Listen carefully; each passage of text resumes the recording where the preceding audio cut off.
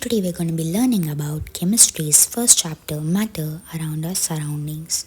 So while discussing about matter, we all have a question. What is matter? As we look at our surroundings, we see a large variety of things with different shapes, sizes and textures. Everything in this universe is made up of material, which scientists have named matter. Everything is made up of material, which scientists have named matter. The air we breathe, the food we eat, etc. Matter is something that occupies space and have mass. We can also say they have mass and volume. So, scientists have evolved two types of classification of matter based on their physical properties and chemical nature. So, moving on to the next topic, characteristics of particles of matter. We know matter is made up of particles, small tiny particles which the scientists have given the name atoms. And how small are these particles of matter? They are very small and they are beyond our imagination. We should observe them under a powerful microscope so that we can examine how they look. So what is this characteristics of these particles of matter? So in NCERT they have given only 3. So I'm giving an extra additional information. If you want to note down, you can note it down. The first characteristics is particles of matter have space between them. How am I saying particles of matter have space between them? Because, for example, you take a glass of water and add a teaspoon of sugar or salt and stir it for some time. After stirring it for some time, you can observe that the particles of salt or sugar has been dissolved in the water. How are they dissolved? They are dissolved because this water have space between them. The particles of water, as I told, everything is made up of particles, even water. The water has space between the particles of it, so this salt, the particles of salt is getting into the spaces between the water molecules and getting dissolved. That's how the solution of salt is got. The next characteristic is particles of matter are continuously moving. For example, spray perfume in the corner of a room. After some time, you can notice the particles of this perfume has been spreaded across the room. Why? Why? Because the particles of matter are continuously moving from one place to another place. This depends on the state of matter that we will discuss in the next video. For now, I'm saying it depends on the state of matter. In solid it's different, in liquid it's different, in gas it's different. So that's why we can smell it across the room. And another thing under this topic is kinetic energy. Kinetic energy is a type of energy that the particles of matter have. If the temperature increases, the kinetic energy increases. If the kinetic energy increases, the movement of particles will increase. That means the movement of the particles depends upon the kinetic energy. If less kinetic energy, less movement. More kinetic energy, more movement. So another thing is diffusion. Diffusion. So diffusion, for diffusion, we'll take the previous example itself, which is spraying a perfume. I told, after spraying a perfume, after some time, you can smell the perfume across the room. Why? We are able to smell across a room because one is kinetic energy, that is the particles of matter is moving. It's moving. While it's moving, it should of course get intermixed with different type of matter, because the universe is made up of many gases: oxygen, nitrogen, carbon dioxide, etc., etc. So the particles of perfume should get intermixed with some gases present in the room. It should get intermixed. So when they get intermixed only, we can smell it across the room. So what is this intermixing called? What is this process called? It's called diffusion. So what is diffusion? Diffusion is the process of intermixing of particles of two different types of matter on their own. This is called diffusion.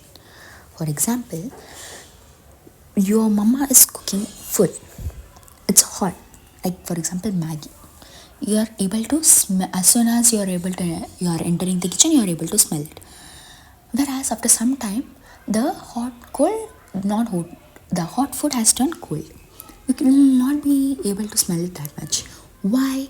Because the heat energy will drop if the food is kept open, or even if it's not kept open, it will of course drop after some time. When it's dropping, the kinetic energy will drop. When the kinetic energy is dropping, the movement of particles will reduce. So we can't smell the cold food as much as we are able to smell the hot food. So in short, if the heat energy drops, the kinetic energy drops. If the kinetic energy drops, movement of particles will drop. If movement of particles will drop, the rate of diffusion will be less. In short, if the rate of diffusion will be less. In short, I'll explain again. Kinetic energy is the energy of motion, which depends on the temperature. If the temperature is less, kinetic energy will be less. If the kinetic energy is less, the movement of particles will be less. And we have also learned about diffusion, which is nothing but the intermixing of particles of matter. Two different particles of matter on their own is called diffusion. So if the kinetic energy drops, the rate of diffusion will drop. That means the speed of particles will reduce. Moving on to the next characteristic, particles of matter attract each other. Why am I telling that particles of matter attract each other? Because they have a force acting on them.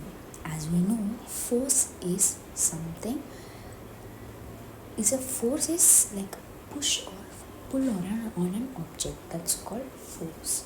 So particles of matter have force acting on them, and that force is called intermolecular force of attraction.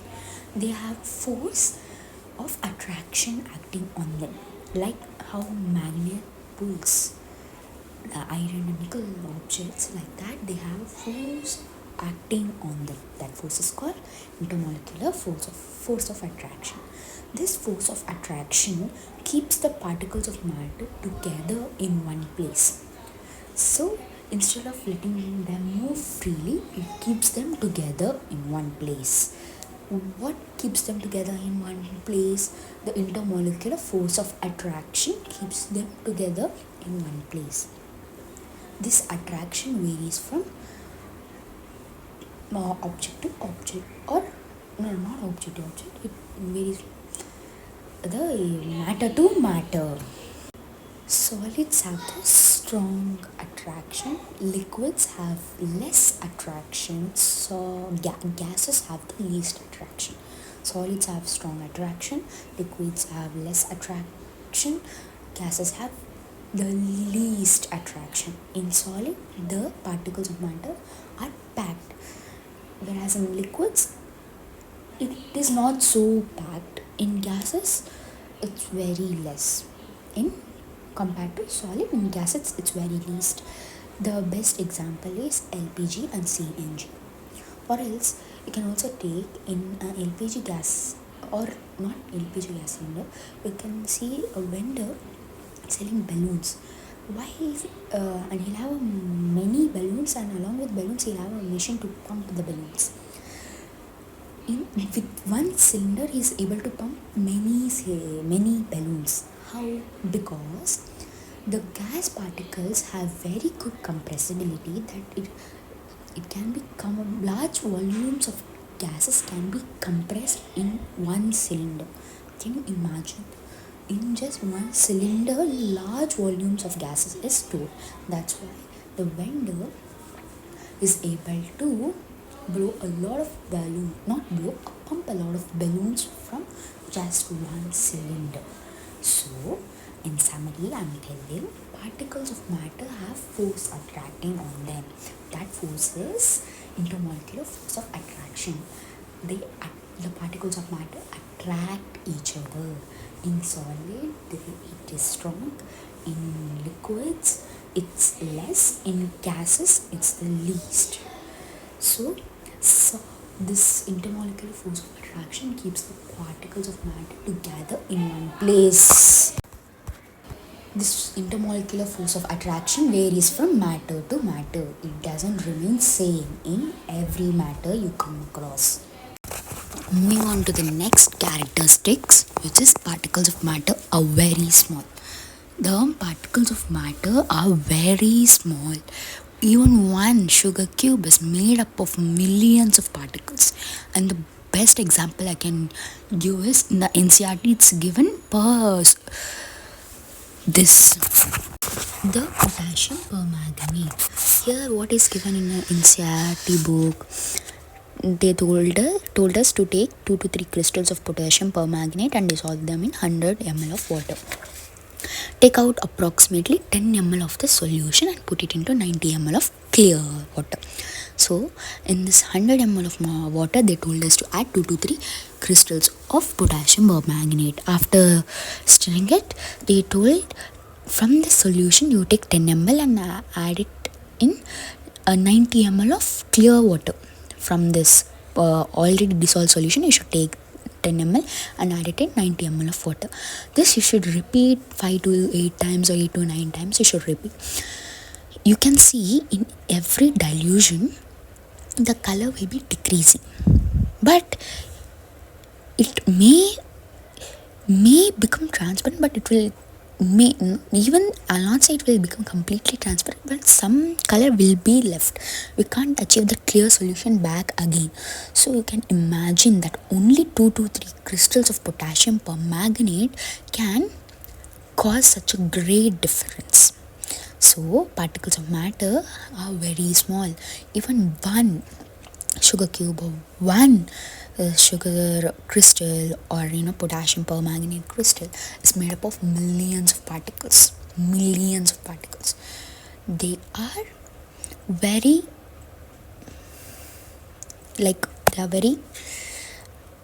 on the next level, I can say. Can you imagine, one crystal is made up of millions. My goodness, we only added 2 to 3 crystals. We not add 5 to 6, only 2 to 3. Such a great difference it made. Moving on to the next characteristics, particles of matter are made up of atoms or molecules. So since I told you 2 to 3 crystals of potassium permanganate caused such a great difference. So similarly, I told one crystal is made up of millions of particles, only one. That millions of particles are made up of atoms or molecules. We'll learn about atoms detailedly in the upcoming chapters, but for the brief definition I'm giving you, atom is the small building blocks of matter. When 2 or more atoms combine, they form molecules. What is atom? They are the smallest building blocks of matter. In the cell, we learned that cell is the building blocks of matter in biology from the chapter The Fundamental Unit of Life. Like that only in matter, atoms are the building blocks of matter. What is molecules? When two or more atoms combine, they are known as molecules. That is the difference between atoms and molecules. So, particles of matter are made up of atoms and molecules. That's it about the characteristics of particles of matter, and I'm leaving the summary in a table format. You can just go through it. It may help you. You can note it down, and before writing your examination you can just go through this table format and you can write your exam. It will be very helpful and very informative. Thank you so much. In the upcoming videos I'll be explaining more on the states of matter. I'll be explaining, and the effect of change of temperature I'll be explaining. Thank you so much.